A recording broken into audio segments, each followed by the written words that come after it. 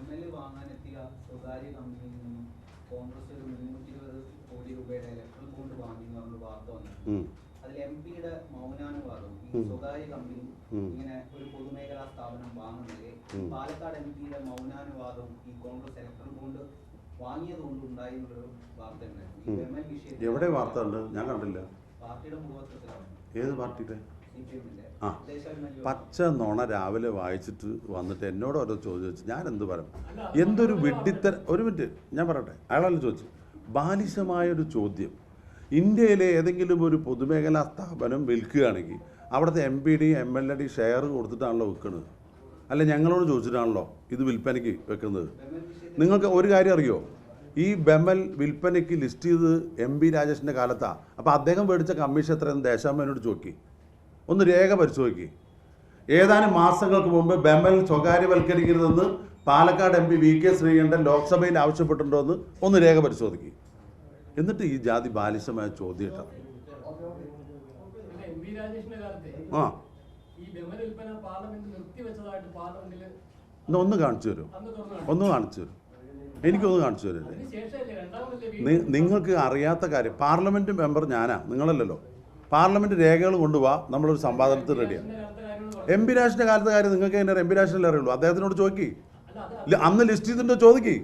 അന്ന് ലിസ്റ്റ് ചെയ്തത് അന്നത്തെ MPയുടെ മൗനാനുവാദത്തിൽ കമ്മീഷൻ കൊടുത്തിട്ടാണോ ചോദിക്കി. അങ്ങനെയാണ് ഇങ്ങനെയും ചോദിക്കാമല്ലോ. അതിൻ്റെ ആരോപണം ദേശാഭിമാനിക്ക് എന്ത് ആരോപണവും പറയാം, എന്ത് നുണയും പറയാം. അതിനുള്ള മറുപടിയാണ് ഞാൻ ഇപ്പോൾ പറഞ്ഞത്. VK ശ്രീകണ്ഠൻ MP, നിങ്ങളെന്താ അത് കേൾക്കാത്തത്? ഞാൻ എൻ്റെ ലോക്സഭാ രേഖ പരിശോധിക്കുക. ദേശാഭിമാനിയായിട്ട് ഞാനൊരു സംവാദത്തിന് തയ്യാറാണ്. ഞാൻ ബെമൽ വിൽപ്പനയ്ക്ക് എതിരായിട്ട് ശക്തമായി പ്രതികരിച്ചിട്ടുണ്ടോ ലോക്സഭാ രേഖകളിൽ? ഒന്ന്. രണ്ടാമത്തത്, ഇത് ലിസ്റ്റ് ചെയ്തത് ഈ പാലക്കാട് ഇപ്പോഴത്തെ VK Sreekandan MP ആയപ്പോഴല്ല, MP Rajesh MP ആയിരിക്കുമ്പോഴാണെന്നുള്ള സത്യം. അപ്പോൾ അന്ന് എത്ര കമ്മീഷൻ മേടിച്ചു അതും കൂടെ ഒന്ന് പറഞ്ഞാൽ ദേശാഭിമാനിക്ക് നന്നായി.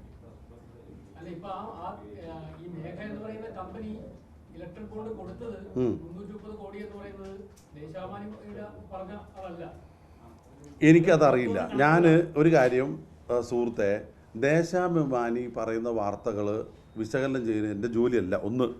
രണ്ടാമത്തെ കാര്യം, ഇലക്ട്രൽ ബോണ്ടുമായി ബന്ധപ്പെട്ട് കോൺഗ്രസ് പാർട്ടി ഒരു നിലപാടെടുത്തിട്ടുണ്ട് അഖിലേന്ത്യാ തലത്തിൽ.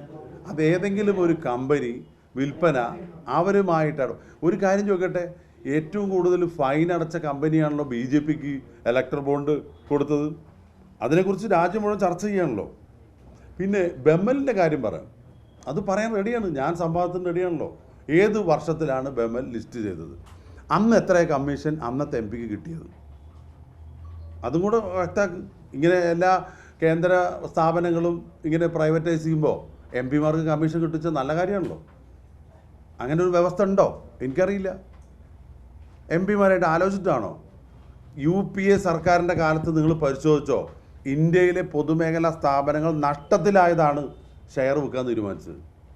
ഈ ഗവൺമെൻറ് വന്നിട്ടാണ് ഏറ്റവും നവരത്ന കമ്പനികൾ ഉൾപ്പെടെ ഇന്ത്യയിലെ പൊതുമേഖലാ സ്ഥാപനങ്ങൾ ലാഭകരമായി ലിസ്റ്റ് ചെയ്തത്.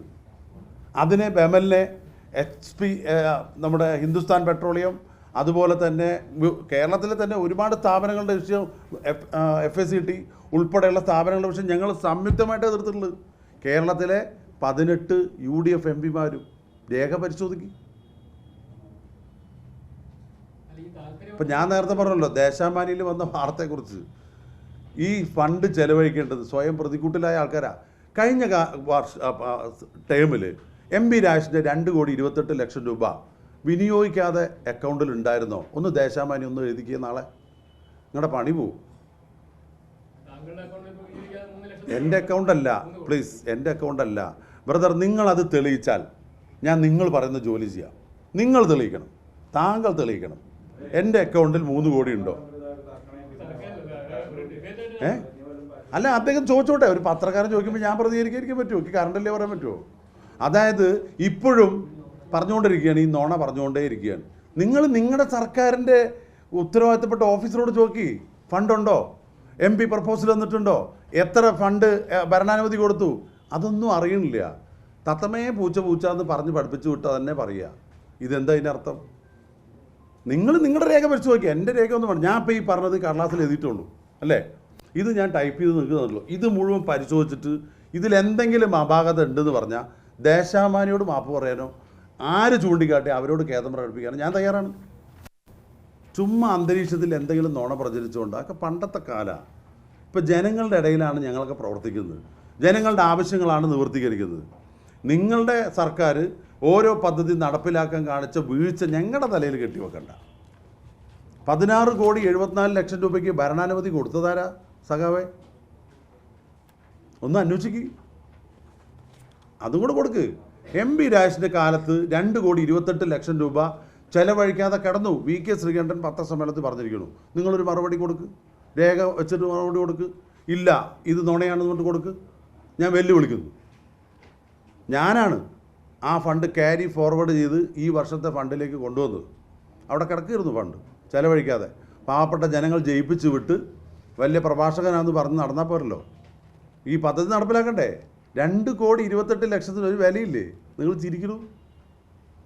പാവപ്പെട്ടവൻ്റെ നികുതി കാശാ, അല്ലാതെ രാജേഷിൻ്റെ പോക്കറ്റിലത്തെ അല്ല, ശ്രീകണ്ഠൻ്റെ പോക്കറ്റിലെ അല്ല. അപ്പോൾ അത് ക്യാരി ഫോർവേഡ് ചെയ്ത് കൊണ്ടുവന്ന് അതും കൂടെ നടപ്പിലാക്കിയ ആളാണ് ഞാൻ. ഇനി നിങ്ങളുടെ ഭാഗത്ത് ഈ സർക്കാർ നടപ്പിലാക്കേണ്ട ഉത്തരവാദിത്തമുള്ള ഉദ്യോഗസ്ഥന്മാർ വീഴ്ച വരുത്തിനി അവർക്കെതിരെ നടപടിയെടുക്കുക. ഞങ്ങൾക്ക് പ്രപ്പോസൽ കൊടുക്കാനാണ് അധികാരം. ആ പ്രപ്പോസൽ കൃത്യമായിട്ട് കൊടുത്തിട്ടുണ്ടോ? അനുവദിച്ച തുകയേക്കാളും എത്രയോ കോടി രൂപ പ്രപ്പോസൽ കൊടുത്തത്. അപ്പോൾ അത് പരിശോധിക്കുക. ആ പരിശോധനയ്ക്ക് ഞങ്ങൾ പരസ്യമായ സംവാദത്തിന് റെഡിയാണ്.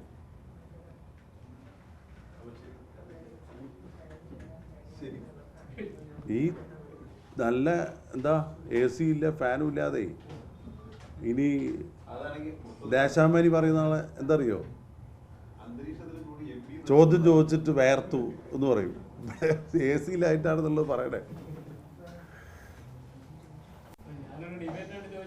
വേണം, അങ്ങനെയല്ലേ എനിക്കിതൊക്കെ പറയാൻ പറ്റില്ലോ. ഇപ്പം MP രാജേഷിൻ്റെ കാര്യമൊക്കെ പുറത്തു വന്നല്ലോ, അതുകൊണ്ട് മുൻ MP യുടെ കാര്യമൊക്കെ പുറത്തു വന്നല്ലോ. ചോദിച്ചാലേ വരുള്ളൂ. നിങ്ങൾ ചോദിക്കാതെ പോയാൽ എങ്ങനെ ആരും അറിയില്ലല്ലോ. ചോദിച്ചതിന് ഞാൻ സ്വാഗതം ചെയ്തു. ജോജോട്ടെ ഇടയ്ക്ക് തടസ്സവാദം പറയുമ്പോൾ ഞാൻ സ്വാഗതം ചെയ്തല്ലോ. അല്ല അങ്ങനെ വേണമല്ലോ. പിന്നെ പത്രക്കാർ ഇതൊന്നും ഇപ്പോൾ പിണറായി വിജയനോട് നടക്കില്ലല്ലോ. ഞാൻ പറഞ്ഞതേ ഇതൊന്നും പിണറായി വിജയനോട് നടക്കില്ലല്ലോ. നടക്കൂ? ഞങ്ങളെപ്പോലുള്ളവർക്ക് നടക്കൂ. ഞങ്ങളതിന് സ്വാഗതം ചെയ്യുന്ന ആൾക്കാരാണ്.